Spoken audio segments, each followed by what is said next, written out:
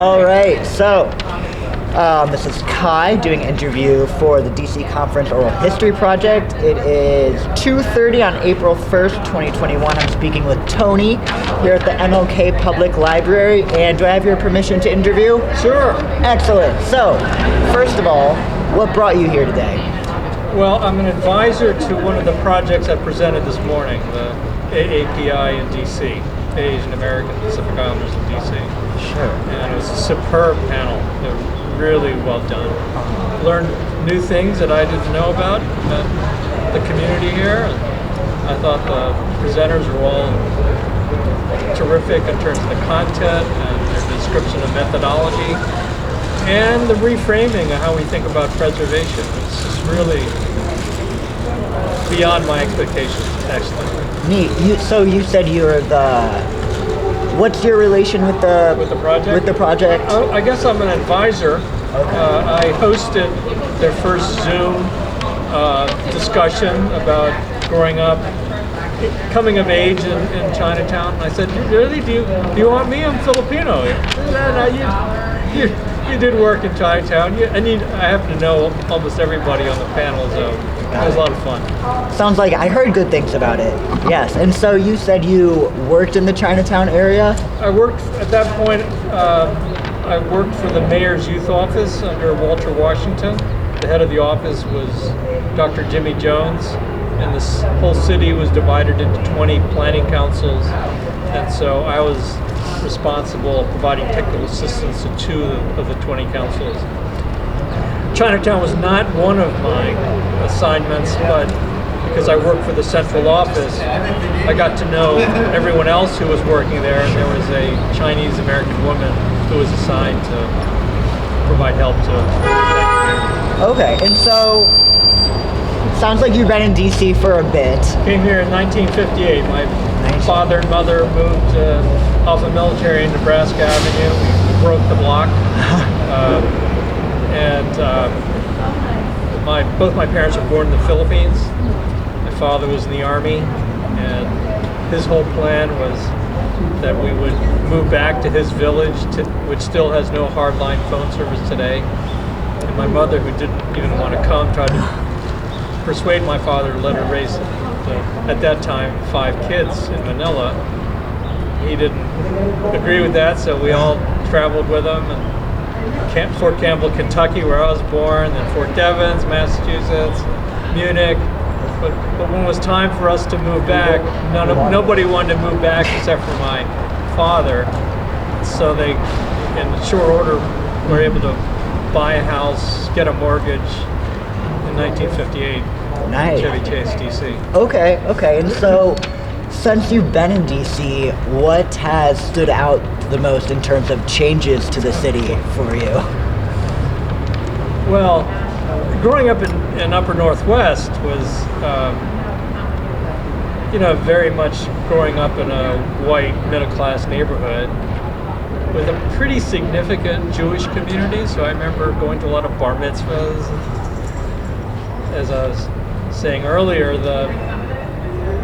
I had no black classmates throughout elementary and junior high and my first year at Wilson because of the school boundaries.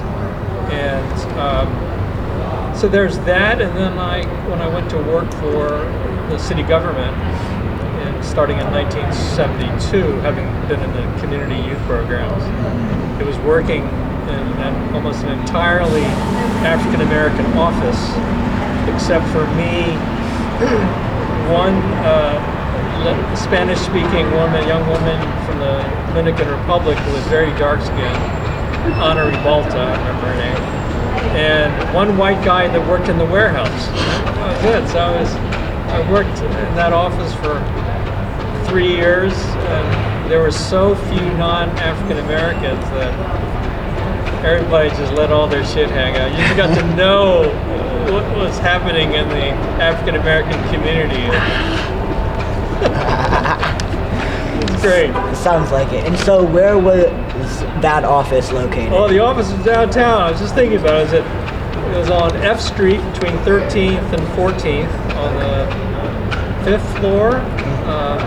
1319F. There we go. And I used to, at one point I was riding a motorcycle, there used to be a pedestrian island in the middle of F Street, and I just roll into the island and park illegally on the island and had a great, very convenient.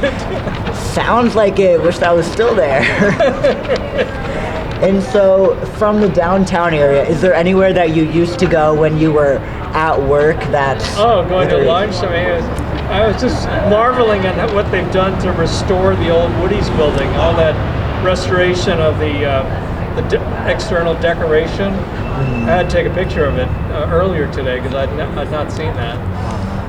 I walked down to F and sort of looked down the street. One of my favorite places for lunch was a health food store called Vita Foods. It was on the block of F between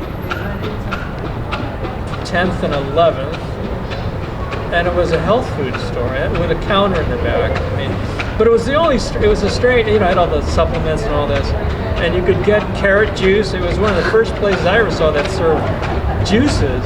Yeah. But for a health food lunch, they also served liverwurst sandwiches. Now that I don't think qualifies as health food. Would not think so either. But yeah, there are all these independent little sandwich shops, all gone.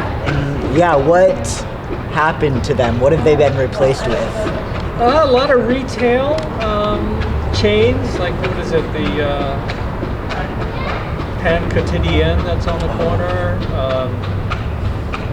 There was a sandwich shop on across from Ford's Theater that was great. It had fresh cut French fries, for cheap. Nice. And there was Reeves Bakery, that's gone as well. There was also the Blue Mirror Grill that had strawberry shortcakes always in the front window. Ooh. You had a lot of choices. Sounds like it, yeah. Now it's all chains down here, I think. Yeah. So that's how DC has changed downtown so far. What do you see for the future down here? Well, I so rarely come down here. It'll be interesting to see after the pandemic what this means for people living and working downtown. I don't know. Clearly, there are fewer people downtown now. So I think the challenge is going to be what is going to be the mix that keeps it lively and alive. Yeah, definitely. Well, that is all the questions I have for you. Is there anything that you wanted to mention or bring up that has not been addressed yet? Well, I think the other obvious thing is just the wonderful renovation of the Martin Luther King Library. It is so much more open and user-friendly than the original building. Of course, we know that the building by Mies van der Rohe was not originally intended to be a library. So not surprisingly, when they had a chance to redo it, they just really opened it up so that you even have a cafe there now. Just a very friendly place. Yeah, it's a beautiful library. Great place to do homework also. Yeah. All right. Well, thank you, Kai. Thank you so much, Tony. Great talking with you.